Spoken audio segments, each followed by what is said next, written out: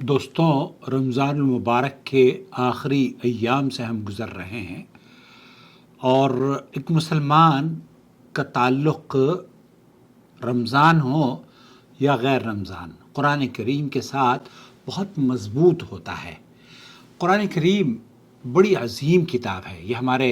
رب العالمین کا کلام ہے۔ اللہ رب العالمین نے حضرت محمد مصطفیٰ صلی اللہ علیہ وسلم پر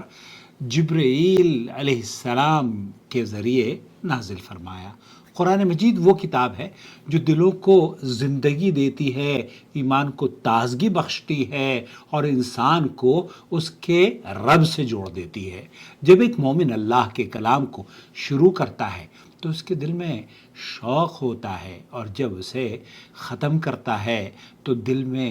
شکر، عاجزی اور اللہ کے حضور جھکنے کا جذبہ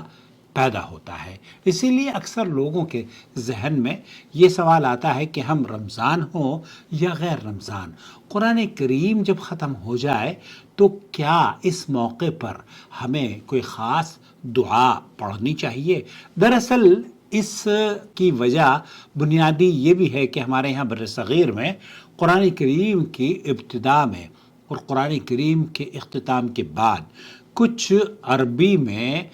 بہت سارے پیغامات لکھے گئے ہیں۔ بعض قرآن کریم میں تو آپ اگر دیکھیں تو 40-45 صفحے تعویذ گھنٹوں پر مبنی ہوتے ہیں، اور بعض قرآن کریم میں آپ دیکھیں مصحف کے اخیر میں دعائیں لکھی ہوتی ہیں، اور وہ دعائیں لوگ یہ سمجھتے ہیں کہ انہیں پڑھنا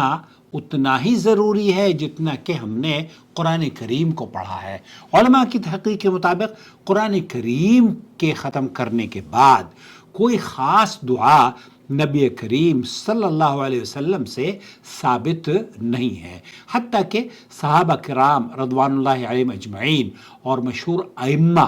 ان سے بھی اس بارے میں کوئی دعا یا اس عمل کے بعد کوئی خاص دعا کرنا منقول نہیں ہے۔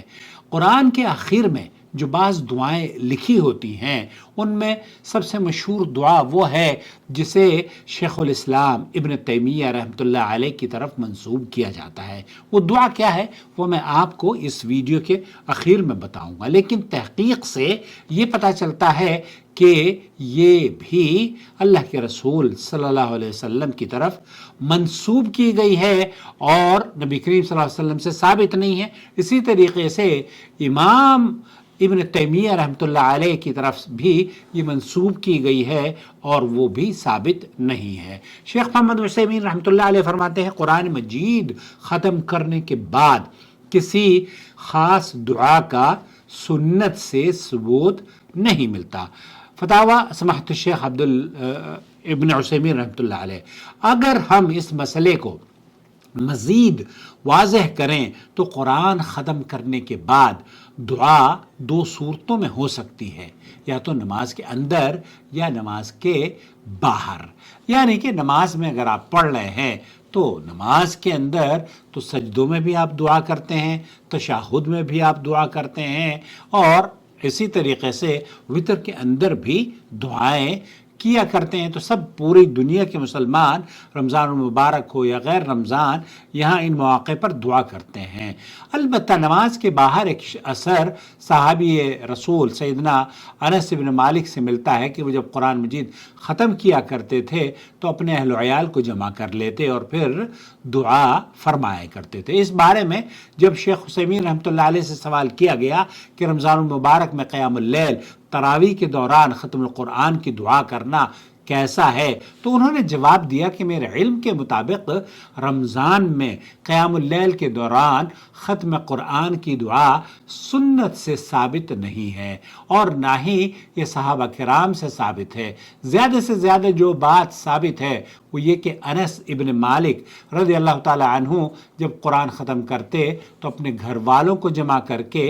دعا کرتے، اور یہ نماز کے اندر نہیں بلکہ نماز کے باہر عمل کیا کرتے تھے۔ اس موضوع پر شیخ بکر ابو زید رحمۃ اللہ علیہ نے بھی ایک مفصل رسالہ لکھا ہے، جس میں انہوں نے اس مسئلے کی تحقیق کرتے ہوئے چند اہم باتیں ذکر کی ہیں۔ پہلی بات یہ کہ نبی کریم صلی اللہ علیہ وسلم سے ختم قرآن کے بعد کسی خاص دعا کا ثبوت نہیں ملتا۔ جو روایات اس بارے میں بیان کی جاتی ہیں یا تو وہ سخت ضعیف ہیں یا موضوع، اس لیے مرفوع حدیث کے طور پر اس باب میں کوئی قابل اعتماد روایت موجود نہیں ہے۔ دوسری بات یہ کہ سیدنا انس بن مالک رضی اللہ تعالیٰ عنہ سے صحیح طور پر ثابت ہے کہ وہ قرآن کریم ختم کرنے کے بعد دعا کیا کرتے تھے اور اپنے اہل عیال کو، اپنے اہل خانہ کو بھی جمع کر لیا کرتے تھے۔ تابعین میں سے بھی بعض حضرات نے اس عمل میں ان کی پیروی کی ہے، جیسے مجاہد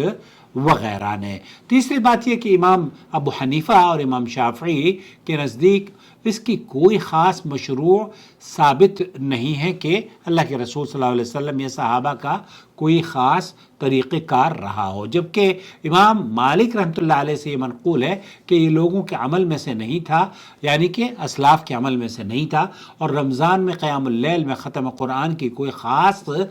دعا سنت سے ثابت نہیں ہے۔ البتہ چوتھی بات کہ امام احمد بن حنبل سے قرآن مجید ختم کرنے کے بعد دعا کے استحباب کا قول منقول ہے، اور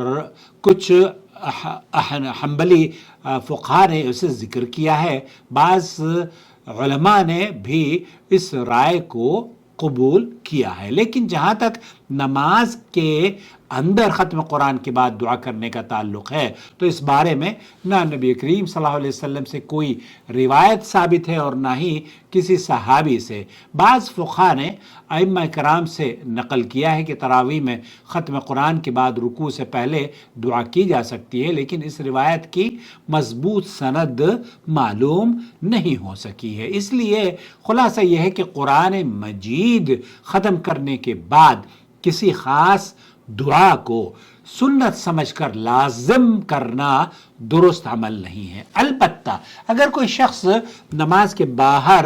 عام دعا کرے، اللہ کا شکر ادا کرے اور اپنے لیے اور امت کے لیے، اپنے اہل خانہ کے لیے خیر مانگے تو اس میں کوئی حرج بھی نہیں ہے، کیونکہ دعا بذات خود ایک عظیم عبادت ہے، لیکن اسے سنت ثابتہ یا لازمی طریقہ سمجھنا بھی غیر مناسب اور درست بات معلوم نہیں لگتی۔ ایک مومن کے لیے اصل کامیابی یہ نہیں کہ وہ صرف قرآن مجید ختم کرے، بلکہ اصل کامیابی یہ ہے کہ قرآن اس کی زندگی میں اتر جائے، اس کے اخلاق میں اتر جائے اور اس کے اعمال کو بدل دے، کیونکہ قرآن مجید پڑھنے کا حقیقی مقصد یہی ہے کہ انسان اس سے ہدایت حاصل کرے اور اپنی زندگی کو اللہ کی رضا کے مطابق سنوارنے کی کوشش کرے۔ بعض دعائیں ایسی ہیں جو کہ آپ اگر ان کے معنی اور مفہوم کو دیکھیں تو پڑھنے میں کوئی حرج نہیں ہے۔ مثلا اللہم اجعل هذا القرآن اللہم اجعل قرآن ربیع قلوبنا ونور صدورنا وجلاء احزاننا وذهاب همومنا، یہ دعا آپ نے اکثر سنی ہوگی۔ اے اللہ قرآن کو ہمارے دلوں کے بہار بنا دے، ہمارے سینوں کا نور بنا دے، ہمارے غموں کو دور کرنے والا اور ہماری پریشانیوں کو ختم کرنے والا بنا دے۔ اسی طریقے سے اللہم ذکرنا منہ ما نسینا وعلمنا منہ ما جہلنا وارزقنا تلاوتہ آناء اللیل واطراف النہار، اے اللہ ہمیں قرآن میں سے وہ یاد دلا دے، وہ ہمارے ذہن میں محفوظ فرما دے جو ہم بھول گئے ہیں، ہمیں وہ سکھا دے جو ہم نہیں جانتے، اور ہمیں رات اور دن کے اوقات میں اس کی تلاوت کرنے کی توفیق عطا فرما۔ اور یہ الفاظ بھی بہت قیمتی ہیں، یہ بھی آپ نے سنے ہوں گے۔ اللہم اجعلنا من اہل القرآن الذین هم اہلک وخاصتک، اللہم اجعلنا من اہل القرآن، اے اللہ ہمیں قرآن والوں میں شامل فرما جو اس کے اہل ہوں، جو اس کے اہل کا مطلب ہوتا ہے خاندان والے۔ اب آپ قرآن والے ہو جاؤ، قرآن پڑھو، قرآن والے ہو جاؤ، حدیث پڑھو، اہل حدیث ہو جاؤ، یہ بڑی مبارک بات ہے۔ تو یہ دعا کرنا کہ اللہم اجعلنا من اہل القرآن الذین هم اہلک و خاصتک، اے اللہ ہمیں قرآن والوں میں شامل فرما جو تیرے خاص بندے ہیں۔ اور حقیقت یہ ہے کہ قرآن ختم کرنا یقیناً ایک بڑی سعادت کی بات ہے۔ اس سے بھی بڑی سعادت یہ ہے کہ قرآن ہماری زندگیوں میں اتر جائے۔ اب وہ دعا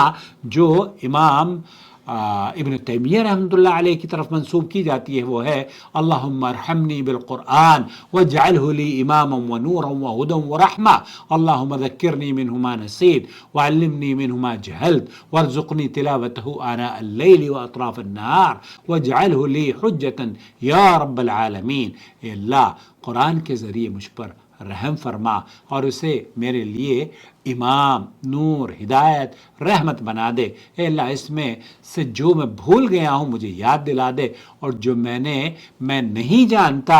مجھے اے اللہ اس کا علم عطا فرما دے، اور مجھے رات اور دن کے اوقات میں اس کی تلاوت کی توفیق بخش دے اور اسے میرے حق میں حجت بنا دے،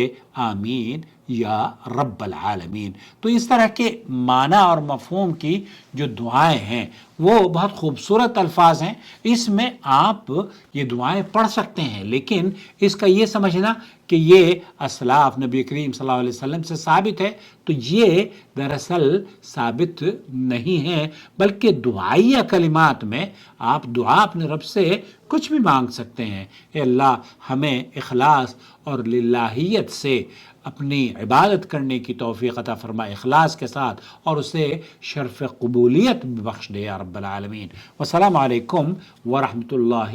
وبرکاتہ۔ ہمارا چینل